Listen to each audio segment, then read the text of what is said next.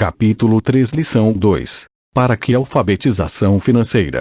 Em 1990, meu melhor amigo, Mickey, assumiu o império de seu pai e está fazendo, de fato, um trabalho melhor do que o dele. Encontramo-nos uma ou duas vezes no ano, no campo de golfe. Ele e sua mulher são muito mais ricos do que você possa imaginar. O império de pai rico está em grandes mãos e Mickey está agora preparando seu filho para ocupar seu lugar, tal como seu pai nos preparou. Em 1994, aposentei-me aos 47 anos e minha mulher, Kim, tinha 37 anos. Aposentadoria não significa deixar de trabalhar. Para minha mulher e para mim, quer dizer que, se não houver mudanças cataclísmicas inesperadas, podemos trabalhar ou não, e nossa riqueza continuará aumentando automaticamente, ficando bem à frente da inflação. Acho que isso representa a liberdade. Os ativos são suficientemente grandes para crescerem por si próprios. É como plantar uma árvore.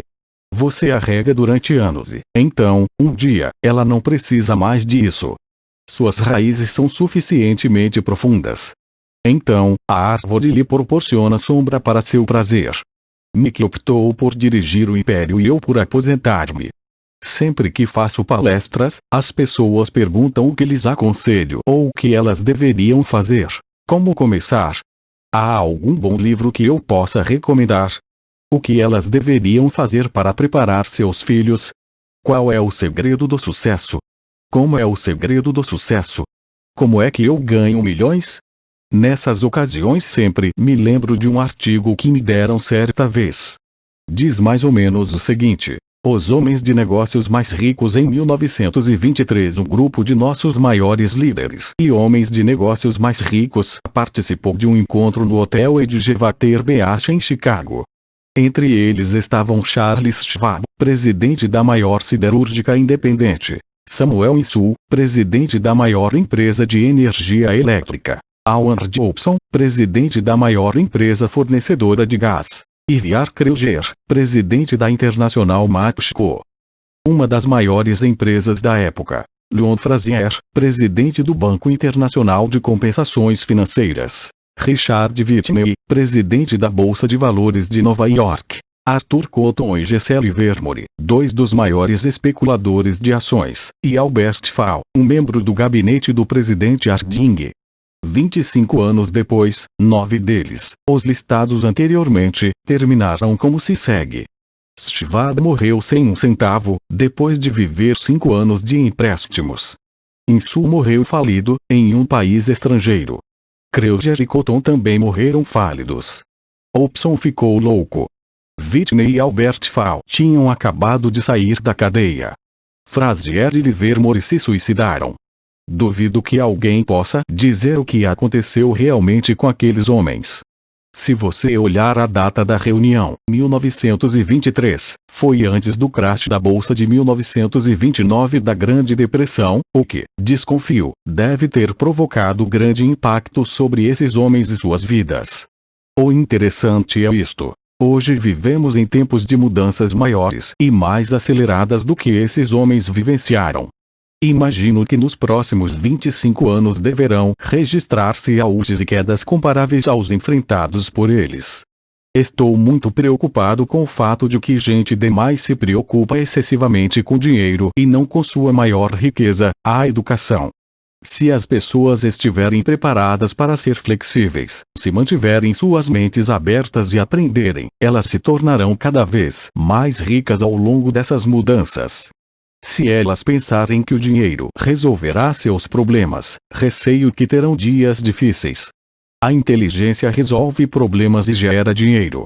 O dinheiro sem a inteligência financeira é dinheiro que desaparece depressa. A maioria das pessoas não percebe que na vida o que importa não é quanto dinheiro você ganha, mas quanto dinheiro você conserva. Todos ouvimos histórias de ganhadores de prêmios na loteria que eram pobres, enriqueceram subitamente e voltaram a ser pobres. Ganham milhões e logo estão de volta ao ponto de partida. Ou histórias de atletas profissionais que, aos 24 anos, ganham milhões de dólares ao ano e que, aos 34, estão dormindo embaixo da ponte. Hoje de manhã, quando estou escrevendo isto, o jornal conta a história de um jovem jogador de basquete que um ano atrás era milionário. Hoje, ele diz que seus amigos, seu advogado e seu contador levaram todo o seu dinheiro e está trabalhando em um lava-carros por um salário mínimo. Ele tem apenas 29 anos. Foi demitido do lava-carros porque se recusou a tirar seu anel de campeão enquanto trabalhava e, por isso, sua história chegou ao jornal. Ele estava lutando por sua reintegração, alegando dificuldades para sobreviver e discriminação. O anel era tudo o que lhe restara. Afirmava que se isso lhe fosse tirado ele desmoronaria. Em 1997 sei de muitas pessoas que estão se tornando milionários instantâneos. É a volta dos loucos anos 1920. E embora fique feliz de ver que pessoas se tornam cada vez mais ricas, só posso advertir que, a longo prazo, não importa tanto o quanto você ganhou, mas o quanto você conservou e por quantas gerações isso é conservado. Partindo deste princípio, quando as pessoas perguntam como o senhor começou, ou diga-me como ficar rico rapidamente, elas frequentemente ficam muito desapontadas com minha resposta. Eu simplesmente lhes digo o que meu pai rico me falou quando eu era um moleque. Se você quiser ficar rico, você precisa de uma alfabetização financeira. A ideia era martelada na minha cabeça toda vez que nos encontrávamos. Como já disse, meu pai instruído destacava a importância da leitura de livros, enquanto meu pai rico destacava a necessidade de dominar os conhecimentos das finanças. Se você quer construir um empiristante building, a primeira coisa a fazer é cavar profundamente o terreno e construir sólidos alicerces. Se você vai construir uma casa no subúrbio 11, tudo o que tem a fazer é assentá-la numa laje de concreto de 15 centímetros. A maioria das pessoas, em sua ânsia de enriquecer, tenta construir um empiristante building sobre uma laje de 15 centímetros. Nosso sistema escolar, por ter sido criado na época agrária, ainda acredita em casas sem alicerces. Chão de terra batida ainda está na moda. Assim, a garotada sai da escola sem qualquer fundamento financeiro. Um dia, insones e endividados no subúrbio, vivendo o sonho americano, elas decidem que a resposta para seus problemas financeiros está em achar um meio de enriquecer rapidamente. Começam a construção do arranha-céu. Sobe rapidamente. Logo, em lugar de um empiristante building, temos a torre inclinada dos subúrbios. De volta às noites insones. No meu caso e no de Mickey, quando adultos, as nossas escolhas foram possíveis porque fomos ensinados a construir sólidos alicerces quando éramos apenas crianças. Agora vejamos, a contabilidade é possivelmente um dos assuntos mais áridos do mundo. E pode também ser o mais confuso. Mas se você quiser ser rico, pode ser o assunto mais importante. A questão é, como pegar um tema entediante e confuso e ensiná-lo a crianças? A resposta é, simplifique. Comece por ensiná-lo por meio de figuras.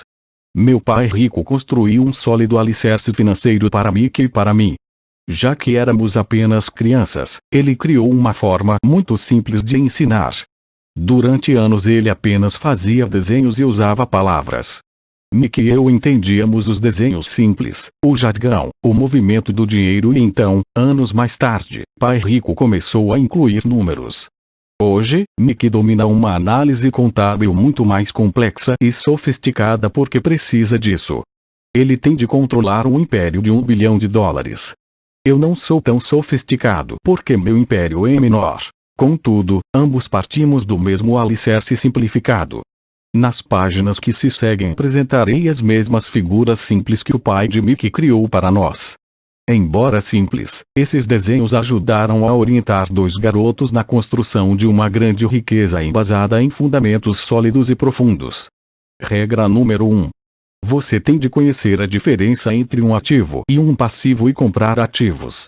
Se você deseja ser rico, isso é tudo o que você precisa conhecer.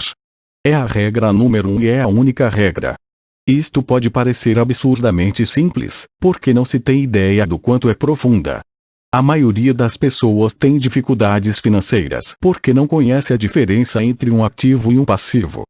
As pessoas ricas adquirem ativos. Os pobres e a classe média adquirem obrigações pensando que são ativos. Quando o pai rico explicou isso para Mickey e para mim, pensamos que ele estava brincando. Aí estávamos, quase adolescentes, esperando pelo segredo do enriquecimento e essa era a resposta.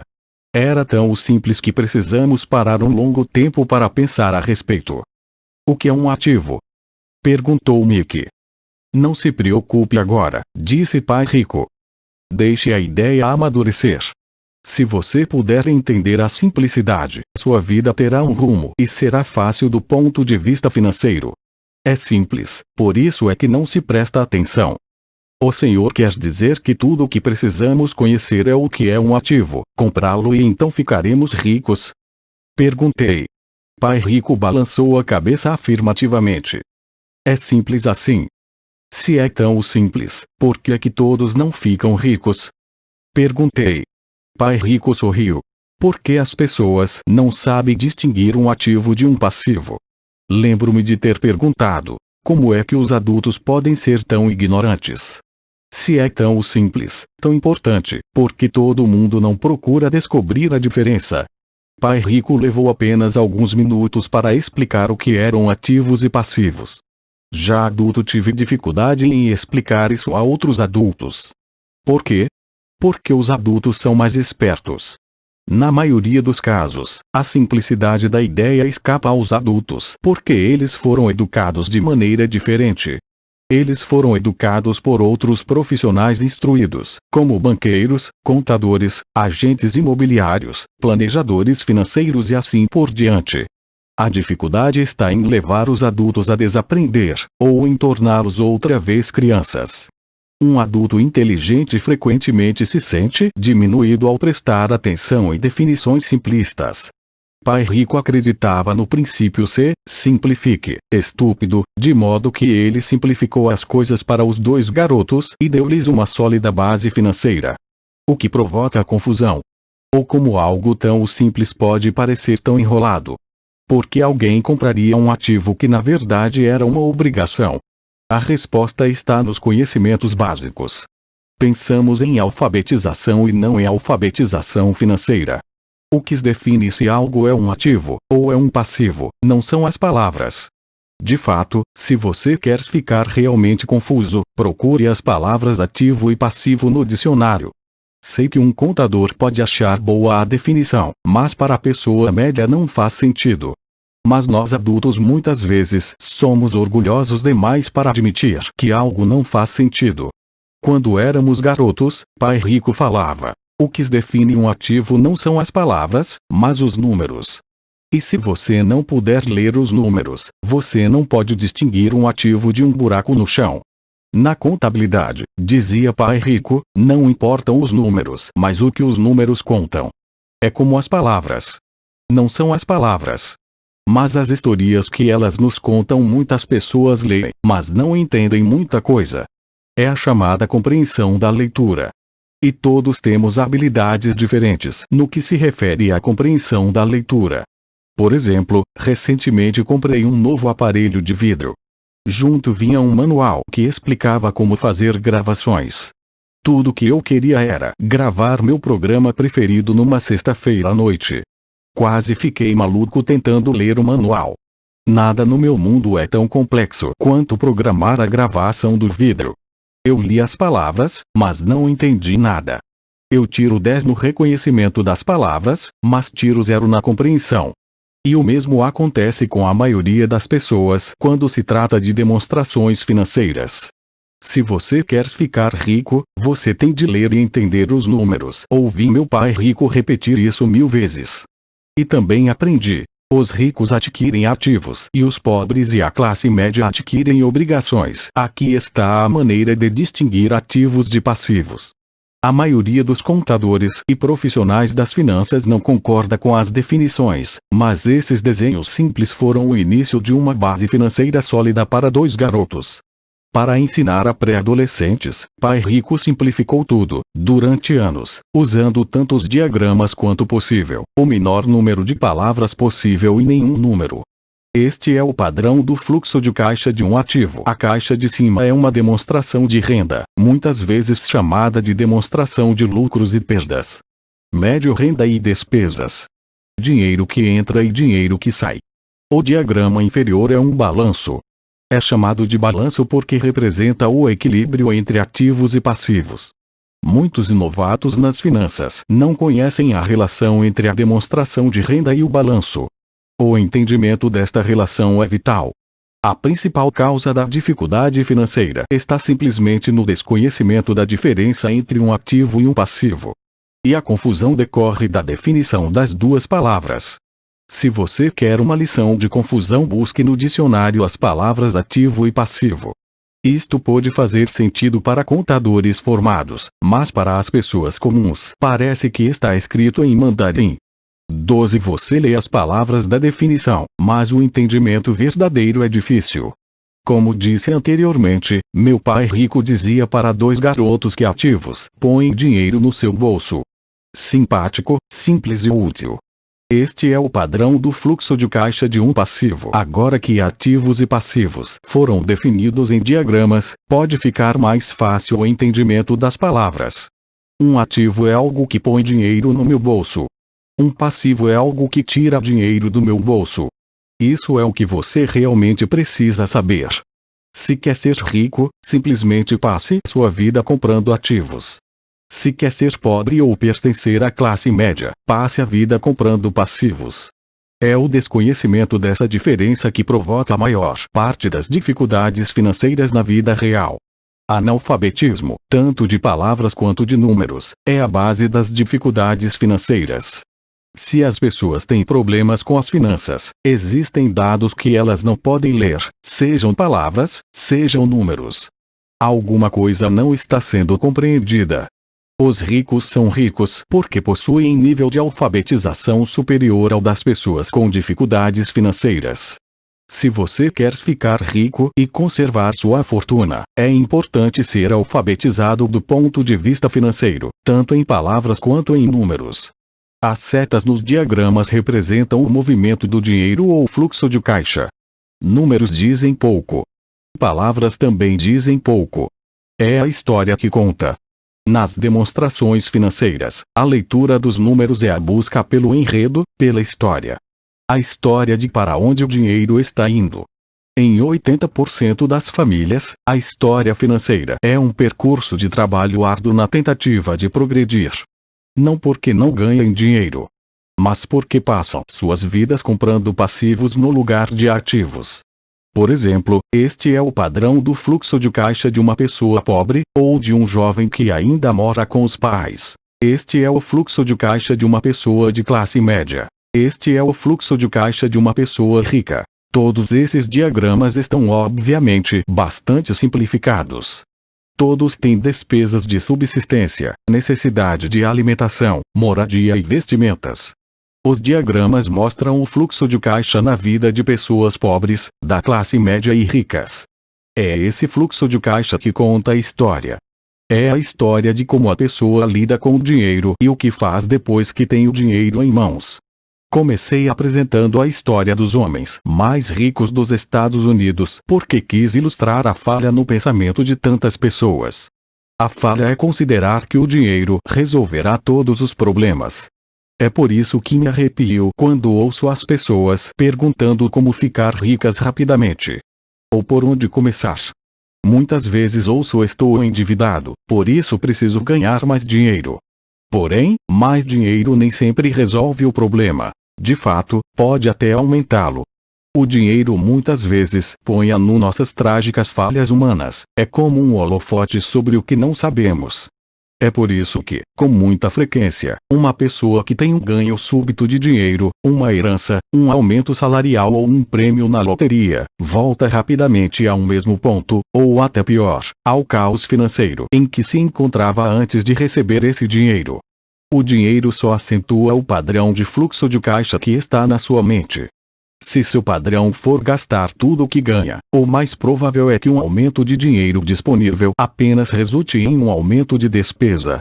Como se diz popularmente, Um louco e seu dinheiro fazem uma grande festa. Repeti inúmeras vezes que vamos à escola para adquirir habilidades acadêmicas e profissionais, ambas muito importantes.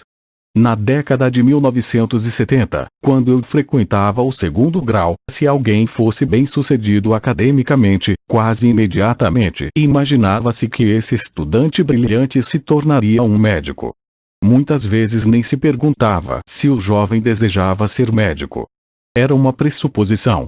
Era uma profissão que prometia a maior recompensa financeira. Hoje, os médicos enfrentam dificuldades financeiras que não desejaria a meus piores inimigos. Seguradoras controlando os negócios, cuidados de saúde administrados, intervenção governamental e processos por erro médico, para mencionar algumas. E a garotada quer ser estrela do basquete, jogador de golfe como Tiger Woods, gênio da computação, estrela do cinema, roqueiro, rainha de beleza ou corretor de Wall Street. Isso ocorre, simplesmente, porque é aí que estão a fama, o dinheiro e o prestígio. Eis o motivo por que é tão difícil motivar a garotada na escola. Eles sabem que o sucesso profissional já não depende apenas do sucesso acadêmico como em outros tempos. Como os estudantes deixam a escola sem habilidades financeiras, milhões de pessoas instruídas obtêm sucesso em suas profissões, mas depois se deparam com dificuldades financeiras. Trabalham muito, mas não progridem. O que falta em sua educação não é saber como ganhar dinheiro, mas como gastá-lo, o que fazer com ele depois de tê-lo ganhado. É o que se chama aptidão financeira, o que você faz com o dinheiro depois que o ganhou, como evitar que as pessoas lhe tirem o dinheiro, quanto tempo você o conserva e o quanto esse dinheiro trabalha para você. A maioria das pessoas não descobre o motivo de suas dificuldades financeiras porque não entende os fluxos de caixa.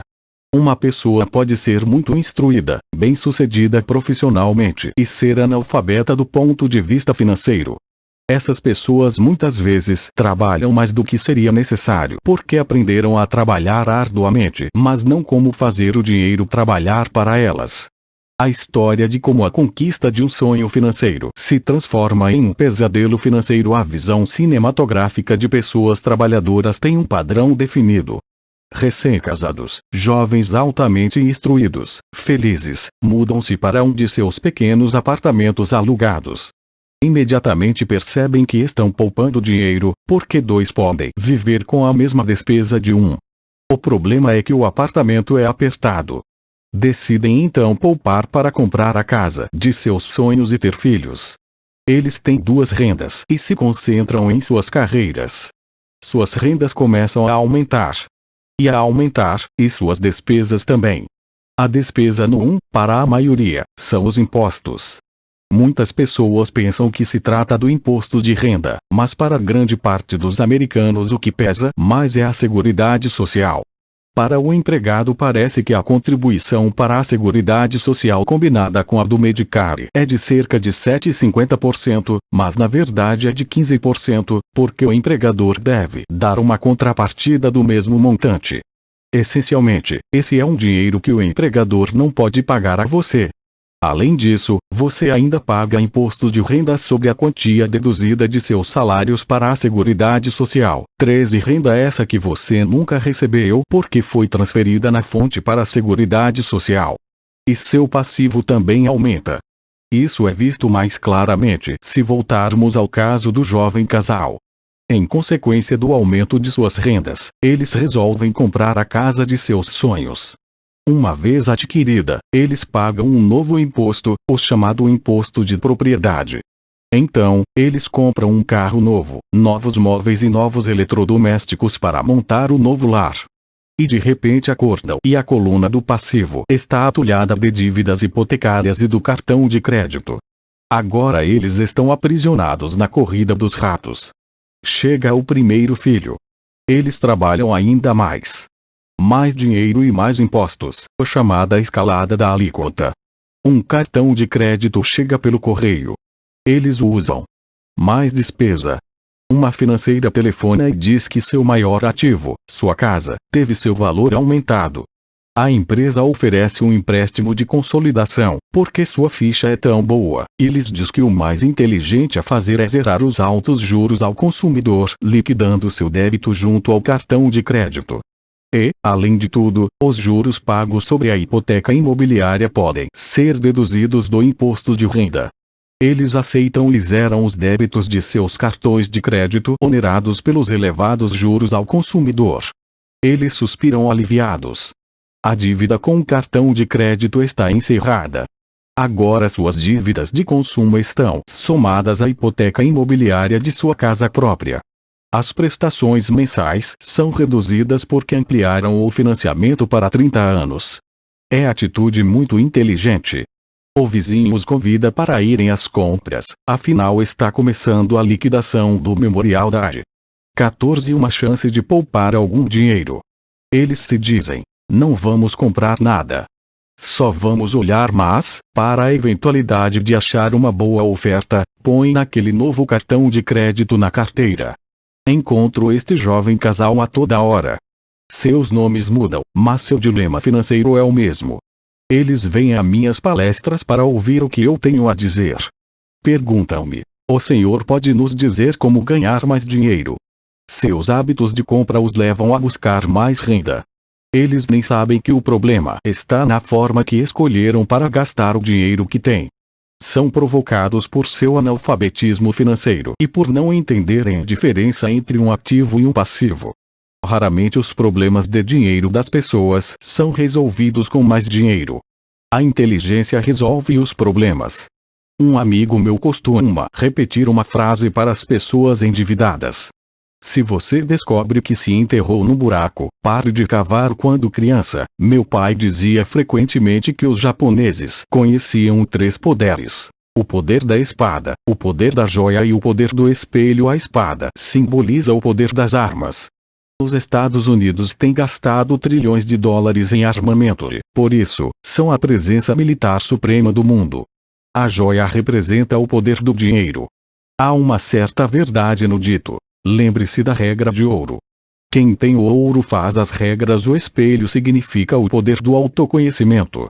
Esse autoconhecimento, de acordo com a lenda japonesa, era o mais apreciado dos 3. Os pobres e a classe média muitas vezes permitem que o poder do dinheiro os controle.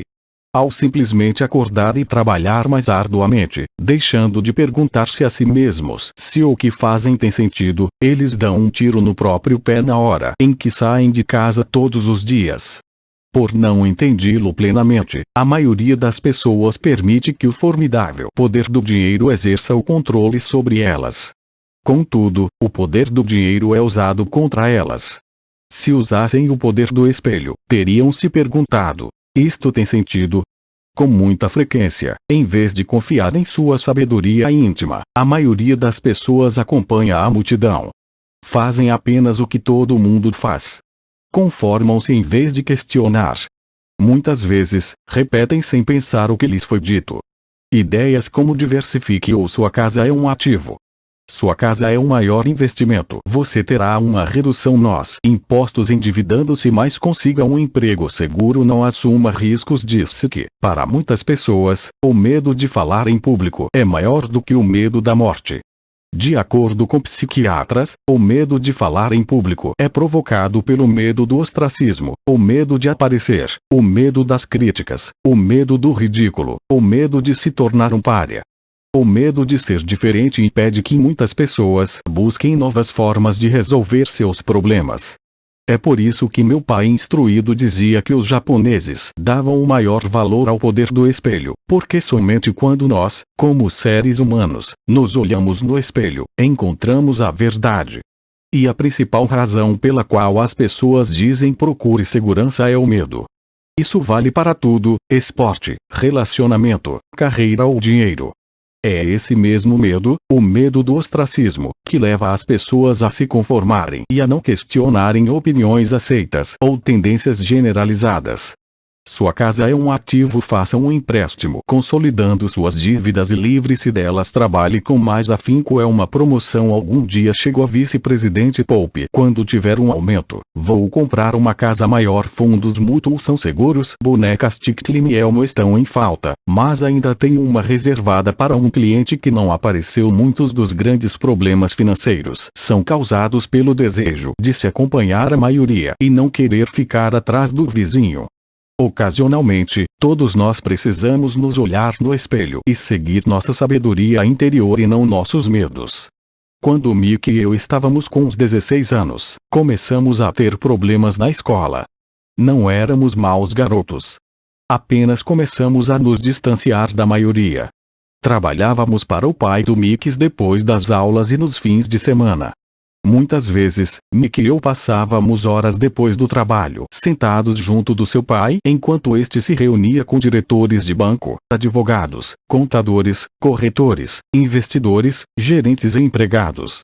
Ele era um homem que quis deixar a escola aos 13 anos, e agora dirigia, instruía, comandava e questionava pessoas com alto nível de escolaridade.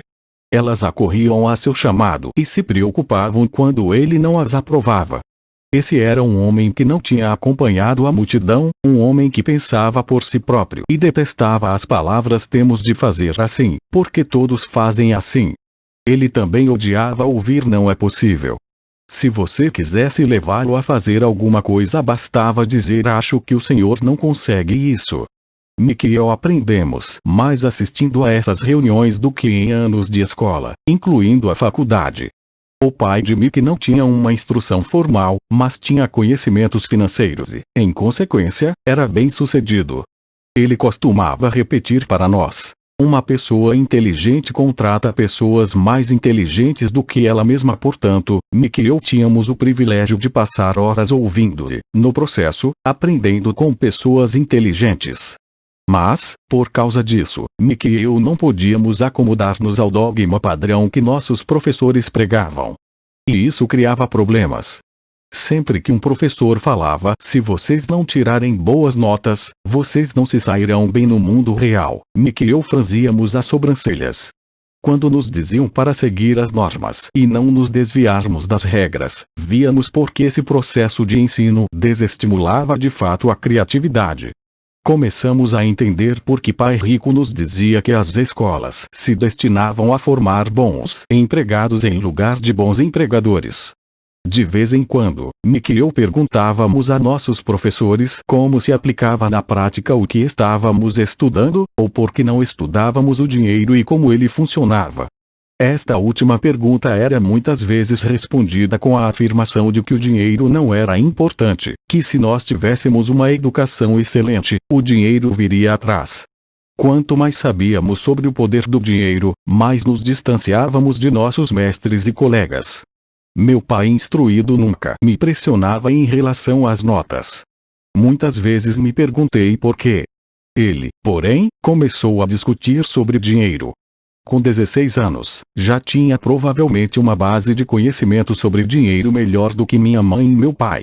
Eu sabia escriturar livros contábeis, ouvia especialistas em tributação, advogados especializados em questões empresariais, gerentes de banco, corretores imobiliários e investidores. Meu pai falava com professores. Certo dia meu pai falou que nossa casa era seu maior investimento. Uma discussão um tanto desagradável teve início quando eu lhe mostrei por que não achava que uma casa fosse um bom investimento. O diagrama a seguir ilustra a diferença na percepção de meu pai rico e de meu pai pobre no que se referia a casas. Um pensava que sua casa era um ativo, o outro que era um passivo. Lembro que tracei o diagrama a seguir para mostrar a meu pai a direção dos fluxos de caixa. Também lhe mostrei as despesas que acompanhavam a posse de uma casa. Uma casa maior representa despesas maiores e o fluxo de caixa sai pela coluna das despesas. Atualmente, ainda ouço contestações à ideia de que uma casa não é um ativo. E sei que, para a maioria das pessoas, ela é não só seu maior investimento como também seu sonho. E sermos donos de nossa moradia é melhor do que nada. Eu ofereço simplesmente uma maneira alternativa de encarar esse dogma popular. Se minha mulher e eu fôssemos comprar uma casa maior, mais vistosa, nós a encararíamos não como um ativo mas como um passivo, já que iria tirar dinheiro de nossos bolsos. Aqui vai o argumento que desenvolvo. Na verdade, não espero que a maioria das pessoas concorde com ele, uma vez que o lar agradável é um fator emocional. E, no que se refere a dinheiro, grandes emoções tendem a reduzir a inteligência financeira. 1. Em relação a casas, destaco que em geral as pessoas passam a vida pagando por uma moradia que nunca será delas. Em outras palavras, compra-se uma casa nova a cada tantos anos, incorrendo, cada vez, em um novo empréstimo de 30 anos sobre a casa anterior. 2. Apesar de poderem deduzir os juros da hipoteca para fins de imposto de renda, as pessoas pagam todas as demais despesas com o dinheiro que sobra depois de pago o imposto, mesmo depois que liquidam a hipoteca. 3. Imposto sobre a propriedade. Os pais de minha mulher ficaram chocados quando os impostos sobre a propriedade relativos à sua residência aumentaram para $10 mensais. Isso ocorreu após sua aposentadoria, de modo que o aumento pressionou o seu orçamento e eles se viram obrigados a mudar de casa. 4. O valor dos imóveis nem sempre aumenta. Em 1997, enquanto escrevo este livro, eu tenho amigos que devem $1 milhão por imóveis que só conseguiriam vender por $700 mil. 5. As maiores perdas são as das oportunidades que não foram aproveitadas. Se todo o seu dinheiro está comprometido com o imóvel onde mora, você pode ser obrigado a trabalhar mais porque todo o seu dinheiro continua saindo na coluna das despesas, o padrão clássico do fluxo de caixa da classe média, em lugar de aumentar a coluna dos ativos. Se um jovem casal destinasse uma soma maior à aquisição de ativos, mais tarde teria maiores facilidades, especialmente estaria preparado para pagar os estudos superiores de seus filhos. Seus ativos teriam aumentado e estariam disponíveis para cobrir despesas. Com excessiva frequência, um imóvel residencial só serve como meio de incorrer em empréstimos hipotecários para pagar despesas crescentes. Em suma, o resultado final de optar por possuir um imóvel residencial caro demais, em lugar de começar a formar um portfólio de ativos mais cedo, prejudica o indivíduo de 3 formas. 1. Perda de tempo, porque outros ativos poderiam ter registrado aumento em seu valor. 2. Perda de capital adicional, que poderia ter sido investido em vez de se ter pagado as altas despesas de manutenção relacionadas diretamente ao imóvel residencial. 3. Perdas na instrução. Com muita frequência, os casais consideram seu imóvel residencial, as poupanças e o plano de aposentadoria como o total de sua coluna de ativos. Como não têm dinheiro para investir, eles simplesmente não investem. Isso lhes custa a experiência do investimento. Quase nunca conseguem tornar-se o que o mundo dos investimentos denomina um investidor sofisticado. E os melhores investimentos são em geral oferecidos aos investidores sofisticados que, por sua vez, vendem-nos às pessoas que buscam a segurança. A demonstração financeira de meu pai instruído é a melhor demonstração da vida de alguém que está na corrida dos ratos. Suas despesas sempre acompanharam sua renda, de modo que nunca investiu em ativos. Em consequência, seus passivos, como a hipoteca imobiliária e as dívidas do cartão de crédito, eram maiores que seus ativos. A figura a seguir fala mais do que 1000 palavras. A demonstração financeira pessoal de pai rico, por outro lado, reflete os resultados de uma vida dedicada ao investimento e à minimização do passivo. Uma revisão da demonstração financeira de meu pai rico mostra por que os ricos ficam mais ricos. A coluna dos ativos gera renda mais do que suficiente para cobrir as despesas, com o saldo reinvestido na coluna dos ativos. A coluna dos ativos continua crescendo e, portanto, a renda gerada continua crescendo com eles. O resultado é: os ricos ficam mais ricos. A classe média se encontra em um estado de constantes dificuldades financeiras. Sua renda principal é gerada por salários e quando seus salários aumentam, os impostos também aumentam. Suas despesas tendem a crescer no mesmo montante de seus salários, daí a expressão corrida dos ratos. Eles consideram seu imóvel residencial como seu principal ativo, em lugar de investir em ativos geradores de renda. O padrão de se considerar o imóvel residencial como investimento e a filosofia de que um aumento de salário significa que você pode comprar uma casa maior ou gastar mais é a base do atual endividamento da sociedade.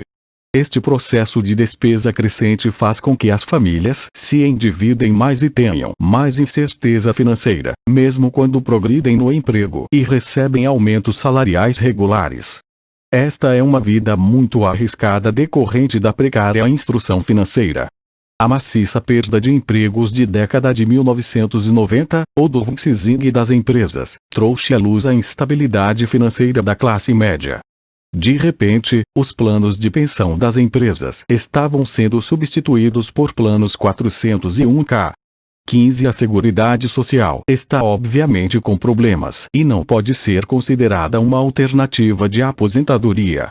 O pânico se instalou na classe média.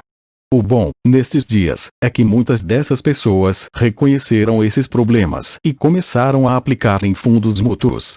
Este aumento nos investimentos é responsável em boa medida pela acentuada alta do mercado de ações.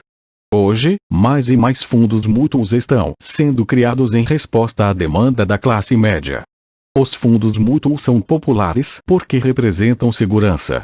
Os aplicadores médios dos fundos de pensão estão demasiadamente ocupados trabalhando para pagar impostos e hipotecas imobiliárias, e têm dificuldade em poupar de modo a poder pôr seus filhos na faculdade e liquidar as dívidas do cartão de crédito. Não têm tempo de aprender a investir, de modo que confiam na experiência do administrador do fundo mútuo. Como o fundo mútuo também inclui muitos tipos diferentes de investimento, tem-se uma sensação de segurança porque o fundo é diversificado. Este grupo da classe média instruída aceita o dogma da diversificação defendido por corretores de fundos mútuos e consultores financeiros. Procure a segurança. Evite o risco. A verdadeira tragédia, contudo, é a falta de instrução financeira precoce, responsável pelo risco enfrentado pela pessoa comum da classe média.